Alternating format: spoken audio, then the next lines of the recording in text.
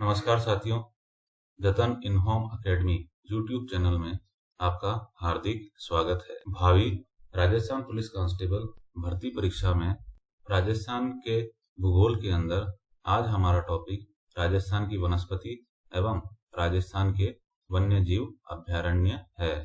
दोस्तों, उक्त content Rajasthan board की पुस्तकों एवं पिछले वर्षों में विभिन्न परीक्षाओं में राजस्थान की वनस्पति एवं राजस्थान के वन्य जीव अभयारण्य से संबंधित पूछे गए प्रश्नों में से तैयार किया गया है। अतः सभी संभावित महत्वपूर्ण प्रश्नों का समावेश इस टॉपिक में किया गया है। उक्त कंटेंट में से राजस्थान पुलिस कांस्टेबल भर्ती परीक्षा में 100% प्रश्न आएंगे। अब हम इस टॉपिक को विस्तार से देखते हैं। तो पहला है हमारा राजस्थान की वनस्पति। राजस्थान की वनस्पति के अंदर सबसे पहला पॉइंट है वनों के प्रकार।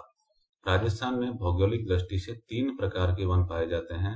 पहला तो है उष्णकटिबंधीय कंटीले वन, दूसरा है उष्णकटिबंधीय शुष्क पतझड़ वाले वन और तीसरा है उपोष्ण पर्वतीय वन। मुख्य रूप से राजस्थान में ये 3 प्रकार के वन ही पाए जाते हैं। अब हम देखते हैं उष्णकटिबंधीय कंटीले वन के बारे में। इस प्रकार के वन जो हैं पश्चिमी मरुस्थलीय शुष्क एवं अर्ध शुष्क प्रदेशों में पाए जाते हैं। जिले कौन कौन से हैं जो इन वनों के अंतर्गत आते हैं? जैसलमेर, बाड़मेर, पाली, बीकानेर, चूरू, नागौर, सीकर और झुंझुनू आदि जिलों में इस प्रकार के वन पाए जाते हैं।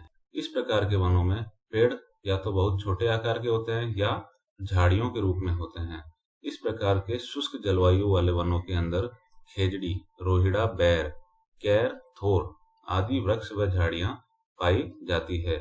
मरुस्थलीय प्रदेश के अंदर खेजड़ी के पेड़ की अत्यधिक उपयोगिता होने के कारण इस पेड़ को मरुस्थल का कल्प वृक्ष भी कहा जाता है। इस प्रश्न को हमें ध्यान से देखना है।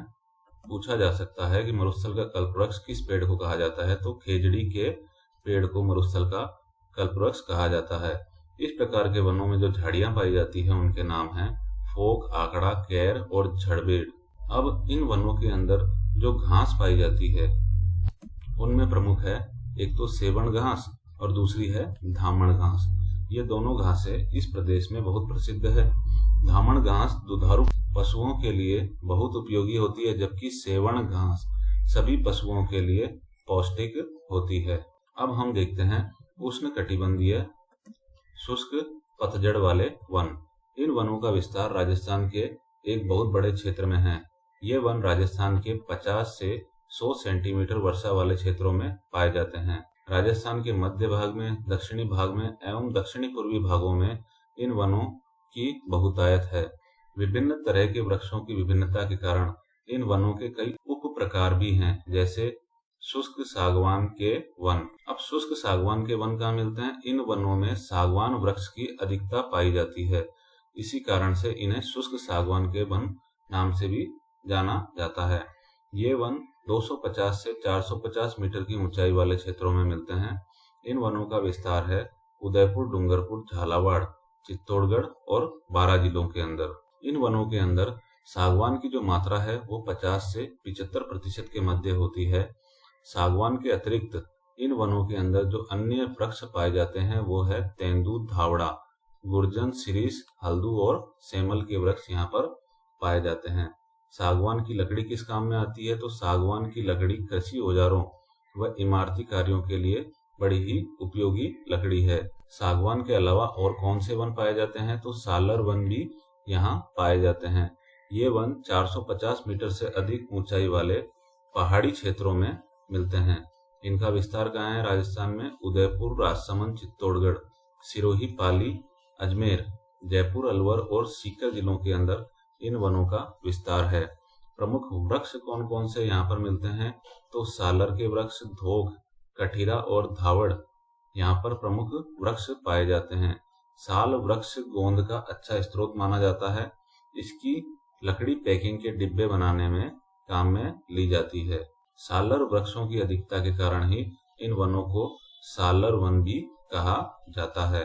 अगला जो है वो है बांस के वन। वो भी इसी क्षेत्र में पाए जाते हैं। बांस की अधिकता के कारण इन्हें बांस वन नाम दिया गया है। राजस्थान के प्रचुर वर्षा वाले क्षेत्रों में इन वनों का विस्तार है। राजस्थान में ये कहाँ मिलते हैं? तो राजस्थान में बांसवाड़ा, चित्तौड़गढ़, उदयपुर, बारां, कोटा और सिरोही जिलों में इन वनों का विस्तार है। बांसवाड़ा, जैसा कि नाम से स्पष्ट है, बांसवाड़ा का नाम बांसवाड़ा बांस के वनों की अधिकता के कारण ही पड़ा है। बांस के वृक्षों के साथ साथ इन वनों में धाकड़ा, सागवान, धोकड़ा आदि के वृक्ष भी पाए जाते हैं। अब हम देखते हैं धोकड़ा के वन। धोकड़ा के जो वन हैं, ये भी राजस्थान के बहुत बड़े क्षेत्र में पाए जाते हैं। रेगिस्तानी क्षेत्रों को छोड़कर राजस्थान के सभी क्षेत्रों का भौगोलिक पर्यावरण इन वनों के अनुकूल है। धोकड़ा के वनों का विस्तार राजस्थान में सर्वाधिक है। राजस्थान में धोकड़ा के वन 240 से 760 मीटर की ऊंचाई के मध्य मिलते हैं। इन वनों का विस्तार राजस्थान के कोटा, बूंदी, सवाई माधोपुर, जयपुर, अलवर, अजमेर, उदयपुर, राजसमंद और चित्तौड़गढ़ जिलों के अंदर है। राजस्थान में धोकड़ा को धोक के नाम से भी जाना जाता है। ये वन राज्य की प्रमुख वन संपदा में भी शामिल किए जाते हैं। इन वनों के अंदर धोक के साथ साथ अरुणच, खैर, गोंदल आदि के वृक्ष भी पाए जाते हैं। पहाड़ी तलहटी क्षेत्रों में धोक के साथ पलाश जो है वो भी बहुतायत से मिलता है। धोक की लकड़ी बहुत मजबूत होती है और इसको जला करके कोयला बनाया जाता है। अब हम देखते हैं पलाश के वन। ये वन कहाँ मिलते हैं? ये वन उन क्षेत्रों में मिलते हैं जहाँ धरातल कठोर व पथरीला होता है। ऐसे मैदानी क्षेत्र जो कंकरीले होते हैं और जहाँ मिट्टी अपेक्षाकृत कम होती है, वहाँ भी इस प्रकार के वन पाए जाते हैं। अब हम देखते हैं पलाश के वनों का विस्तार कहाँ कहाँ है।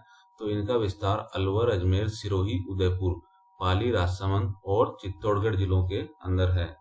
खैर के वन। इन वनों का फैलाव राजस्थान के दक्षिणी पठारी भाग के अंदर है। इसके अंतर्गत जो जिले सम्मिलित हैं वो है झालावाड़, कोटा, बारां, चित्तौड़गढ़, सवाई माधोपुर आदि जिलों के अंदर इन वनों का विस्तार है।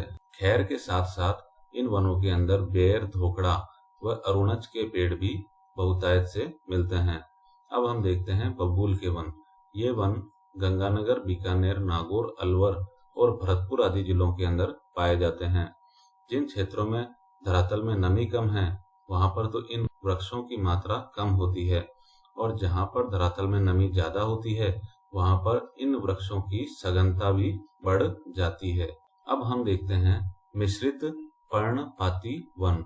पर्णपाती अर्थात वे वन जो अपनी पत्तियां गिराते हैं। ये वन राजस्थान के दक्षिणी क्षेत्र में पाए जाते हैं। इन वनों में किसी एक वृक्ष की प्रधानता नहीं होती है, अर्थात इसमें सभी प्रकार के वृक्ष पाए जाते हैं। इनमें आंवला, शीशम, सालर, तेंदू, अमलतास, रोहन, गूलर, जामुन और अर्जुन आदि के वृक्ष प्रचुरता से पाए जाते हैं। अब वनों के प्रकारों का तीसरा और अंतिम जो प्रकार है उपोष्ण पर्वतीय वन, वो हम देखते हैं कि इस प्रकार के वन केवल और केवल आबू पर्वतीय क्षेत्र में ही पाए जाते हैं। इन वनों में सदाबहार और अर्ध सदाबहार वनस्पति होती है। यहाँ वनों की सघनता अधिक होती है। इन वनों में आम, बांस, नीम और सागवान के वृक्ष पाए जाते हैं। राजस्थान के कुल वन क्षेत्र के आधे प्रतिशत से भी कम भाग पर इन वनों का विस्तार है। इजराइल की सहायता से राजस्थान के शुष्क प्रदेशों में होहोबा की फसल बोई जाती है। ये प्रश्न कई बार पूछा गया है। विस्थापित या स्थानांतरित कृषि को राजस्थान में और किस नाम से जानते हैं? तो विस्थापित या स्थानांतरित कृषि को राजस्थान में वालरा कृषि के नाम से भी जाना जाता है। अर्जुन का वृक्ष अप्रत्यक्ष रूप से टसर रेशम के उत्पादन से जुड़ा हुआ है। राजस्थान में सबसे कम वन क्षेत्र किस जिले का है? तो राजस्थान में सबसे कम वन क्षेत्र चूरू जिले का है। धोकड़ा के वृक्ष की सर्वाधिक सघनता कौन से जिले में है? करौली जिले के अंदर धोकड़ा के वृक्ष की सर्वाधिक सघनता पाई जाती है। राजस्थान का सबसे बड़ा ओरण कौन सा है? तो राजस्थान का सबसे बड़ा ओरण है देशनोक, बीकानेर। ये प्रश्न भी कई बार पूछा गया है। राजस्थान वन अधिनियम 1953 के अनुसार वैधानिक दृष्टि से वनों को 3 भागों में बांटा गया है। वो है आरक्षित वन, रक्षित वन और अवर्गीकृत वन। तो अब हम देखते हैं कि आरक्षित वन किसे कहते हैं। तो ऐसे वन जिन पर सरकार का पूर्ण नियंत्रण होता है और लकड़ी काटने और पशु चराने की पूर्ण मनाही होती है अर्थात पूर्ण प्रतिबंध होता है तो ऐसे वनों को आरक्षित वन कहा जाता है। राजस्थान में ये वन जो है सर्वाधिक आरक्षित वन उदयपुर जिले के अंदर हैं। राजस्थान में इन वनों का विस्तार है 12,252.28 वर्ग किलोमीटर क्षेत्र के ऊपर अर्थात 37.32% पर आरक्षित वनों का विस्तार है। अब हम देखते हैं रक्षित अथवा संरक्षित वन किसे कहते हैं। तो ऐसे वन जहां पर सरकार की अनुमति से लकड़ी काटने और पशु चराने की अनुमति मिल जाती है तो ऐसे वनों को रक्षित अथवा संरक्षित वन कहा जाता है। ऐसे वन राजस्थान में सर्वाधिक हैं। सर्वाधिक रक्षित वन कौन से जिले में है तो सर्वाधिक रक्षित वन है 12 जिले के अंदर। इन वनों का जो फैलाव है राजस्थान में 18,481.72 वर्ग किलोमीटर क्षेत्र पर है अर्थात 56.29% भूभाग पर ये वन फैले हुए हैं जो सर्वाधिक है। अब हम वैधानिक दृष्टि से वनों का तीसरा और अंतिम जो प्रकार है अवर्गीकृत वन उसके बारे में देखते हैं कि जिन वनों में लकड़ी काटने और पशु चराने पर सरकार की ओर से कोई रोक टोक नहीं होती है वो वन अवर्गीकृत वन कहलाते हैं। सर्वाधिक अवर्गीकृत वन बीकानेर जिले के अंदर है। यह वन राजस्थान में सबसे कम क्षेत्रफल में फैले हुए हैं। इन वनों का विस्तार राजस्थान के 2096.26 वर्ग किलोमीटर क्षेत्र पर अर्थात 6.39% भूभाग पर इस प्रकार के वन फैले हुए हैं। खस नाम की जो सुगंधित घास है वो राजस्थान में कहाँ पाई जाती है तो खस नाम की सुगंधित घास राजस्थान के भरतपुर, टोंक और सवाई माधोपुर जिलों के अंदर पाई जाती है। स्मृति वन राजस्थान में कहाँ है तो स्मृति वन राजस्थान में झालाना, जयपुर में विकसित किया गया है। राजस्थान के दक्षिणी भाग में 250 से 450 मीटर की ऊंचाई पर सागवान के वृक्ष बहुतायत से पाए जाते हैं। वन नीति के अनुसार कितना प्रतिशत भूभाग वनों से आच्छादित होना चाहिए तो उसका उत्तर है 33% भूभाग जो है वो वनों से आच्छादित होना चाहिए। राजस्थान के अलवर जिले में उष्ण कटिबंधीय शुष्क पतझड़ वाले वन पाए जाते हैं। राजस्थान में जैविक उद्यान कौन कौन से स्थापित हैं तो नाहरगढ़, सज्जनगढ़ और माचिया ये जो राजस्थान में जैविक उद्यान स्थापित किए गए हैं। राजस्थान के जयपुर जिले के नाहरगढ़ में प्रथम जैविक उद्यान की स्थापना की गई है अर्थात इन तीनों के अंदर जो सबसे पहला जैविक उद्यान है वो है नाहरगढ़ जैविक उद्यान जो कि राजस्थान के जयपुर जिले में है। हरित राजस्थान कार्यक्रम का संबंध किससे है? हरित राजस्थान कार्यक्रम का संबंध है वृक्षारोपण से।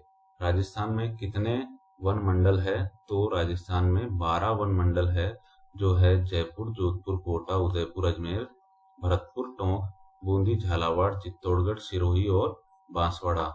सर्वाधिक वन क्षेत्र वाला जो मंडल है वो है उदयपुर मंडल अर्थात उदयपुर मंडल में सर्वाधिक वन पाए जाते हैं।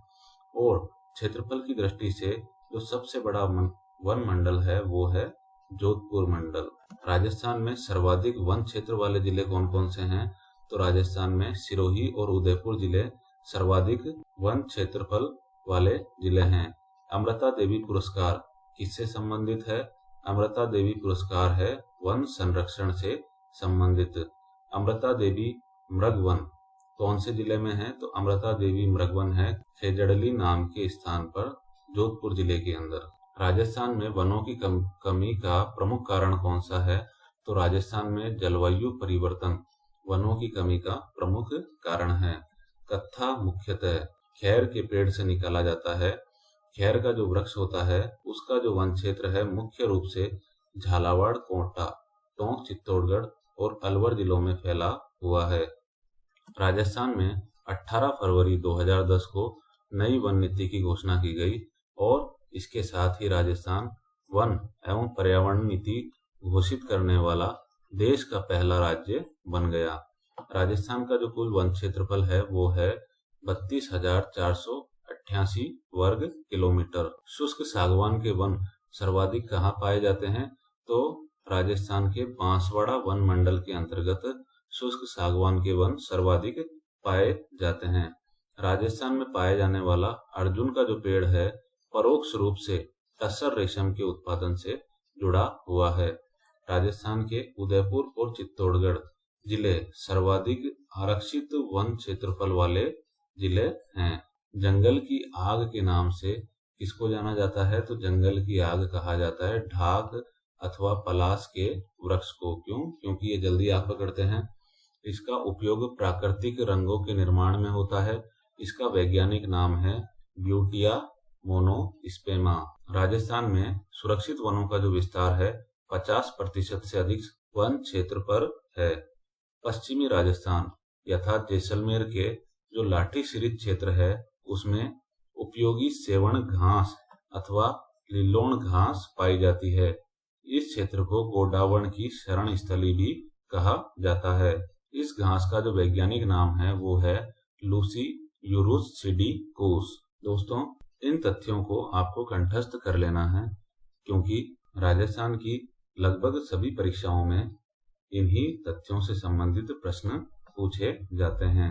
काजरी का पूरा नाम क्या है? तो काजरी का पूरा नाम है central arid zone research institute. Rajasthan के जोधपुर जिले के अंदर स्थित शुष्क वन अनुसंधान संस्थान अर्थात आफरी का प्रमुख कार्य मरुस्थलीय क्षेत्रों में वन विकास करना है। चारकोल किससे बनाया जाता है? तो चारकोल बनाया जाता है बबूल के वृक्ष से। राजस्थान के पश्चिमी भाग में वन किस रूप में पाए जाते हैं? कांटेदार पेड़ झाड़ियों अर्थात मरुद्भिद के रूप में पाए जाते हैं। घास की किस्में राजस्थान में कौन कौन सी है? धामण, करड़ और अंजन आदि राजस्थान में घास की किस्में हैं। ये प्रश्न कई बार पूछा जाता है। राजस्थान के उदयपुर और राजसमंद जिलों के अंदर सर्वाधिक वन क्षेत्र है। राजस्थान के सिरोही जिले में उष्ण कटिबंधीय शुष्क पर्णपाती वन पाए जाते हैं। पश्चिमी राजस्थान और शेखावटी प्रदेश कौन कौन सा? सीकर, झुंझुनू आदि में घास के मैदान को क्या कहा जाता है? वहां की स्थानीय भाषा में उसे बीड़ कहा जाता है। ये प्रश्न हमें अच्छे से याद रखना है। राजस्थान का सागवान किसे कहते हैं? तो पश्चिमी राजस्थान में पाए जाने वाला जो रोहिड़ा का वृक्ष है उसे राजस्थान का सागवान कहा जाता है। और रोहिड़ा का जो फूल है उसे मारवाड़ टीक के नाम से भी जानते हैं। वर्ष 1983 के अंदर रोहिड़ा के फूल को राजकीय पुष्प घोषित किया गया है। इसका वैज्ञानिक नाम है टेकोमेला अंडुलेटा। राजस्थान में सर्वाधिक क्षेत्रफल पर किस प्रकार के वन हैं? तो उष्ण कटिबंधीय पतझड़ वाले वन राजस्थान में सर्वाधिक क्षेत्रफल पर फैले हुए हैं। सागवान के जो वन है राजस्थान के कौन से जिले में सर्वाधिक हैं? तो राजस्थान के बांसवाड़ा जिले के अंदर सागवान के वन सर्वाधिक पाए जाते हैं। सागवान की लकड़ी कैसी है? इमारती लकड़ी है। राजस्थान के जोधपुर में खेजड़ली गांव के अंदर 12 सितंबर को प्रतिवर्ष वृक्ष महोत्सव मनाया जाता है। स्टेट फॉरेस्ट रिपोर्ट 2017 के अनुसार राजस्थान में सुरक्षित वन क्षेत्र 55.64%, आरक्षित वन क्षेत्र 37.30% और अवर्गीकृत वन क्षेत्र 6.39% क्षेत्र पर विद्यमान है। वृक्ष मित्र का अर्थ होता है रुख भायला। इस कार्यक्रम की शुरुआत 1986 ईस्वी में तत्कालीन प्रधानमंत्री राजीव गांधी जी के द्वारा डूंगरपुर जिले के बगतरी गांव में की गई थी। आदिवासियों का कल्पवृक्ष किस वृक्ष को कहा जाता है? तो महुआ के वृक्ष को आदिवासियों का कल्पवृक्ष कहा जाता है। ये वृक्ष विशेष रूप से राजस्थान के उदयपुर एवं चित्तौड़गढ़ जिले में मिलता है। 31 मार्च 2013 के अनुसार राजस्थान का कुल 32,828 वर्ग किलोमीटर अर्थात 9.63% भूभाग जो है वो वनों से आच्छादित है।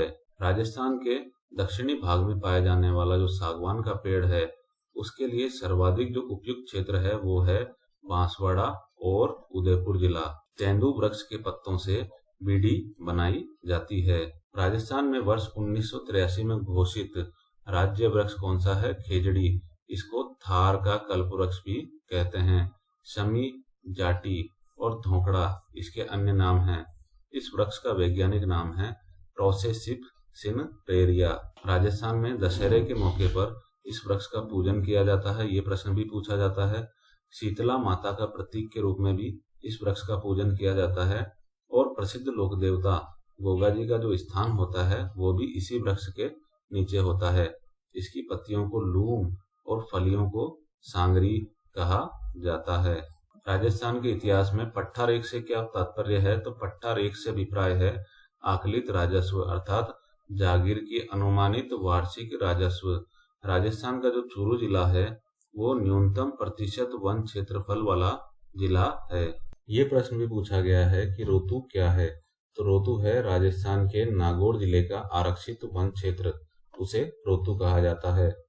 राजस्थान में कोटा जिले में स्थित देववन को क्या कहा जाता है? तो ओरण भी उस क्षेत्र में देववन को कहा जाता है। ये जो देववन है प्रति हेक्टेयर सर्वाधिक जैव विविधता वाला वन भी है। JFM अर्थात ज्वाइंट फॉरेस्ट मैनेजमेंट का पूरा नाम है संयुक्त वन प्रबंधन। 28 अगस्त सन 1730 ईस्वी के अंदर विक्रम संवत 1787 में राजस्थान के जोधपुर जिले के खेजड़ली गांव में खेजड़ी वृक्ष की रक्षा करते हुए अमृता देवी ने भाद्रपद शुक्ल दशमी को 363 लोग जो उसके साथ थे वन संरक्षण हेतु उन लोगों ने अपना बलिदान दिया। उस समय जोधपुर का शासक था अभय सिंह। खेजड़ली दिवस प्रति वर्ष 12 सितंबर को मनाया जाता है। खेजड़ली जो बलिदान है पर्यावरण के प्रति जागरूकता का प्रतीक है। अब हम कुछ महत्वपूर्ण तथ्य देखते हैं कि राजस्थान में लगभग 34,610 वर्ग किलोमीटर क्षेत्र में विभिन्न प्रकार की वनस्पतियां पाई जाती है, जो राज्य के कुल क्षेत्रफल का 10.12% है। राज्य में सघन वन आवरण है 3.83%। राजस्थान में प्रति व्यक्ति वन क्षेत्र है 0.03 हेक्टेयर। अब हम राजस्थान के वन्य जीव अभयारण्य से संबंधित महत्वपूर्ण तथ्यों को देखते हैं कि राजस्थान में 2 राष्ट्रीय उद्यान हैं, रणथंभौर राष्ट्रीय उद्यान सवाई माधोपुर और केवलादेव राष्ट्रीय उद्यान भरतपुर, और साथ ही साथ राजस्थान में 26 अभयारण्य भी है। राजस्थान में प्रोजेक्ट टाइगर की शुरुआत कहाँ से की गई? तो इसका आंसर है रणथंभौर राष्ट्रीय उद्यान से राजस्थान में प्रोजेक्ट टाइगर की शुरुआत की गई।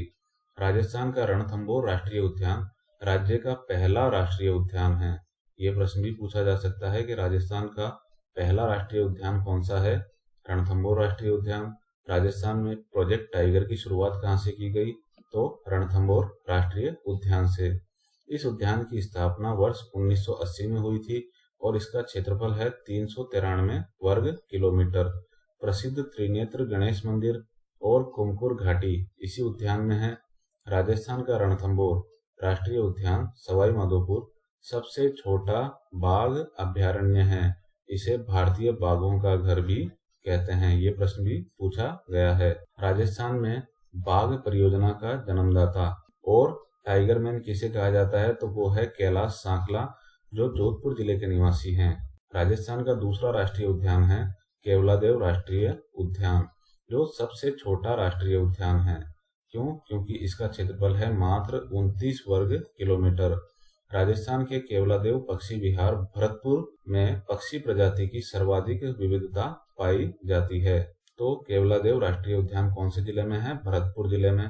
सबसे छोटा है, क्यों? मात्र 29 वर्ग किलोमीटर में फैला हुआ है। साइबेरियन सारस इस उद्यान का प्रमुख पक्षी है, जो यहाँ पर शीत ऋतु में आता है। पक्षियों का स्वर्ग नाम से भी इस उद्यान को जानते हैं। एशिया की पक्षियों की सबसे बड़ी प्रजनन स्थली भी यही उद्यान है। ये प्रश्न भी पूछा जाता है। 27 अगस्त सन 1981 को केवलादेव घना राष्ट्रीय पक्षी अभयारण्य को राष्ट्रीय उद्यान घोषित किया गया था। 1985 ईस्वी में यूनेस्को द्वारा इसे विश्व धरोहर अर्थात विश्व विरासत की सूची में शामिल किया गया है। इनके अलावा राजस्थान में राष्ट्रीय मरु उद्यान जैसलमेर और सरिस्का अभयारण्य अलवर और मुकुंदरा हिल्स अभयारण्य कोटा, इन तीनों को राष्ट्रीय उद्यान प्रस्तावित किया गया हुआ है। अब हम देखते हैं राष्ट्रीय मरु उद्यान, जो कि राजस्थान के जैसलमेर जिले में स्थित है और क्षेत्रफल की दृष्टि से सबसे बड़ा अभयारण्य है। इसके अंदर आकल गांव में वुड फॉसिल्स पार्क भी है। यहाँ पर विश्व के प्राचीनतम लकड़ी के अवशेष अर्थात काष्ठ जीवाश्म मिले हैं। इसी उद्यान में राजस्थान का राज्य पक्षी गोडावण भी पाया जाता है। सर्वाधिक जो विषैला सांप है पश्चिमी राजस्थान का पीवड़ा सांप, वो भी यहाँ पर बहुतायत से मिलता है। राजस्थान के राष्ट्रीय मरु उद्यान का विस्तार जैसलमेर और बाड़मेर जिलों के अंदर है। अब हम देखते हैं सरिस्का वन्य जीव अभयारण्य, जो कि राजस्थान के अलवर जिले में है। 1978 ईस्वी में दूसरी बाघ परियोजना प्रोजेक्ट टाइगर के रूप में इस अभयारण्य की स्थापना की गई थी। यह अभयारण्य हरे कबूतर और मोरों के सर्वाधिक घनत्व हेतु भी जाना जाता है। यह प्रश्न भी पूछा गया है कि हरे कबूतर कौन से अभयारण्य में है, तो सरिस्का वन्य जीव अभयारण्य अलवर के अंदर। मोरों का सर्वाधिक घनत्व किस अभयारण्य में है, तो इसका आंसर भी है सरिस्का वन्य जीव अभयारण्य अलवर। राजस्थान का मुकुंदरा हिल्स टाइगर रिजर्व या अभयारण्य कोटा, बूंदी, झालावाड़ और चित्तौड़गढ़ जिलों के अंदर फैला हुआ है। राजस्थान में भालुओं का पहला संरक्षित क्षेत्र कौन सा है, तो उसका आंसर है सुंदा माता संरक्षित क्षेत्र जालोर। राजस्थान में भालुओं का पहला संरक्षित क्षेत्र है। रेत का तीतर किस पक्षी को कहते हैं? रेत का तीतर कहते हैं भटबड़ पक्षी को, जो राजस्थान के बीकानेर जिले के गजनेर अभयारण्य में पाया जाता है। इस अभयारण्य के अंदर जंगली सुअर भी पाए जाते हैं। दर्रा वन्य जीव अभयारण्य किस जिले में है, तो इसका आंसर है कोटा जिले के अंदर है। राजस्थान में ऐसा कौन सा जंगली जानवर है जो सर्वाधिक संख्या में पाया जाता है, तो वो जंगली जानवर है रोजरा, जिसे नीलगाय भी कहते हैं। राम सागर वन्य जीव अभयारण्य राजस्थान के कौन से जिले में है? धौलपुर जिले के अंदर है। राजस्थान का सीता माता अभयारण्य प्रतापगढ़ किसके लिए प्रसिद्ध है, तो उड़न गिलहरी के लिए राजस्थान का सीता माता अभयारण्य प्रसिद्ध है। चंबल गार्डन कहाँ पर विकसित किया गया है? कोटा जिले में चंबल नदी के किनारे चंबल गार्डन विकसित किया गया है। कनक सागरीय पक्षी अभयारण्य कौन से जिले में है, तो ये है कनक सागर पक्षी अभयारण्य बूंदी जिले के अंदर। राजस्थान के रावली टाटगढ़ वन्य जीव अभयारण्य कौन से जिले में है? अजमेर, पाली और राजसमंद जिलों में इसका फैलाव है। और ये ऐसा अभयारण्य भी है जिसका नामकरण कर्नल जेम्स टोड के नाम पर रखा गया है। सज्जनगढ़ बायोलॉजिकल पार्क राजस्थान के उदयपुर जिले के अंदर स्थित है। राजस्थान के चूरू जिले के अंदर जो ताल छापर अभयारण्य है वो सुजानगढ़ तहसील में है। और ये क्यों प्रसिद्ध है? काले हिरण और पुरंजा प्रवासी पक्षियों के लिए यह अभयारण्य प्रसिद्ध है। ये प्रश्न भी कई बार पूछा गया है। रामगढ़ विषधारी अभयारण्य कौन से जिले में है? बूंदी जिले में है। ये भी महत्वपूर्ण प्रश्न है। स्तनपाई गांगेय सूंस राजस्थान के कौन से अभयारण्य में मिलता है, तो चंबल घड़ियाल अभयारण्य में ये जीव पाया जाता है। राष्ट्रीय चंबल अभयारण्य घड़ियालों के संरक्षण के लिए जाना जाता है। राजस्थान का राज्य पक्षी गोडावण, जो अब विलुप्ति के कगार पर है, इसे सन 1981 ईस्वी के अंदर राज्य पक्षी घोषित किया गया था। तो इसका जो अन्य नाम है यह है ग्रेट इंडियन बस्टर्ड, जो कि पूछा जाता है। राजस्थान में ये जो पक्षी है गोडावण, ये कहाँ कहाँ मिलता है? जैसलमेर और बाड़मेर में पाया जाता है। सोरसन बारां के अंदर भी ये पाया जाता है और सोकलिया अजमेर में भी ये पक्षी पाया जाता है। राजीव गांधी बायोस्फीयर रिजर्व क्या है, तो राजस्थान के प्रमुख अभयारण्यों को राष्ट्रीय उद्यान से जोड़ने की जो योजना है उसका नाम है राजीव गांधी बायोस्फीयर रिजर्व। कैला देवी वन्य जीव अभयारण्य राजस्थान के करौली जिले के अंदर स्थित है। सवाई माधोसिंह वन्य जीव अभयारण्य सवाई माधोपुर जिले के अंदर स्थित है। परिंदों का घर किसे कहा जाता है, तो बंद बारेठा वन्य जीव अभयारण्य, जो कि राजस्थान के भरतपुर जिले में है, उसे परिंदों का घर भी कहा जाता है। फुलवारी की नाल वन्य जीव अभयारण्य, सज्जनगढ़ वन्य जीव अभयारण्य और जयसमंद वन्य जीव अभयारण्य, ये तीनों कहाँ हैं? राजस्थान के उदयपुर जिले में है। देश का पहला ह्यूमन एनाटॉमी पार्क कहाँ पर स्थित है, तो वो है फुलवारी की नाल वन्य जीव अभयारण्य के अंदर। जयसमंद वन्य जीव अभयारण्य को जलचरों की बस्ती भी कहा जाता है। राजस्थान में सांपों की शरण स्थली किस अभयारण्य को कहा जाता है, तो राजस्थान में सांपों की शरण स्थली बारां जिले में स्थित शेरगढ़ वन्य जीव अभयारण्य को कहा जाता है। भेड़ियों की प्रजनन स्थली किसे कहा जाता है, तो राजस्थान के कुंभलगढ़ वन्य जीव अभयारण्य को भेड़ियों की प्रजनन स्थली कहा जाता है। इस अभयारण्य का फैलाव राजस्थान के उदयपुर, राजसमंद और पाली जिलों के अंदर है। उत्तरी भारत का प्रथम सर्प उद्यान कौन सा है? जवाहर सागर वन्यजीव अभयारण्य कोटा के अंदर उत्तरी भारत का प्रथम सर्प उद्यान है। ये अभयारण्य एक जलीय अभयारण्य भी है। राजस्थान के टोंक जिले में स्थित बीसलपुर वन्यजीव अभयारण्य राजस्थान का सबसे नवीन अभयारण्य है। इसे 2006 के अंदर अभयारण्य घोषित किया गया था। सबसे महत्वपूर्ण प्रश्न है, राजस्थान के सिरोही जिले में स्थित माउंट आबू वन्यजीव अभयारण्य जंगली मुर्गों यूब्लेफरिस क्या है? एक प्रकार की छिपकली। और डिकेप्टेरा आबूएंसिस ये क्या है? एक प्रकार की दुर्लभ घास, इनके लिए प्रसिद्ध है। घड़ियालों का संसार किसे कहा जाता है? तो इस नाम से प्रसिद्ध है राष्ट्रीय चंबल घड़ियाल वन्यजीव अभयारण्य, जो कि राजस्थान के कोटा जिले के अंदर है। जम्वा रामगढ़ वन्यजीव अभयारण्य और नाहरगढ़ वन्यजीव अभयारण्य ये दोनों कहाँ हैं? राजस्थान के जयपुर जिले के अंदर। बस्सी वन्यजीव अभयारण्य, भैंसरोडगढ़ वन्यजीव अभयारण्य ये दोनों कहाँ हैं? राजस्थान के चित्तौड़गढ़ जिले के अंदर। भैंसरोडगढ़ वन्यजीव अभयारण्य राणा प्रताप सागर बांध के डूब क्षेत्र में आने के कारण एक जलीय अभयारण्य भी बन चुका है। यहाँ पर चंबल और बामनी नदियों का संगम भी होता है। इस अभयारण्य में घड़ियाल जो है बहुतायत से पाए जाते हैं। राजस्थान का जैविक उद्यान नाहरगढ़ जयपुर के अंदर है। राजस्थान में 33 आखेट निषिद्ध क्षेत्र हैं। अब हम देखते हैं कुरंजा पक्षी, जिसे डेमोसिल क्रेन भी कहा जाता है, उसके बारे में। तो राजस्थान में लोक साहित्य का चर्चित प्रवासी पक्षी कौन सा है? तो यही कुरंजा पक्षी है। खींचन जोधपुर गांव कुरंजा पक्षी हेतु प्रसिद्ध है। जोधपुर के इस गांव में रूस, कजाकिस्तान और यूक्रेन से प्रवासी पक्षी कुरंजा बड़ी संख्या के अंदर आते हैं। तो ये प्रश्न भी कई बार पूछा जाता है कि कुरंजा पक्षी हेतु कौन सा गांव प्रसिद्ध है? तो जोधपुर जिले का खींचन गांव कुरंजा पक्षी हेतु प्रसिद्ध है। धन्यवाद मित्रों, आपको हमारा ये प्रयास कैसा लगा? कमेंट के माध्यम से हमें सूचित करें। इस वीडियो को लाइक करें, चैनल को सब्सक्राइब करें और इस वीडियो को अधिक से अधिक शेयर करें।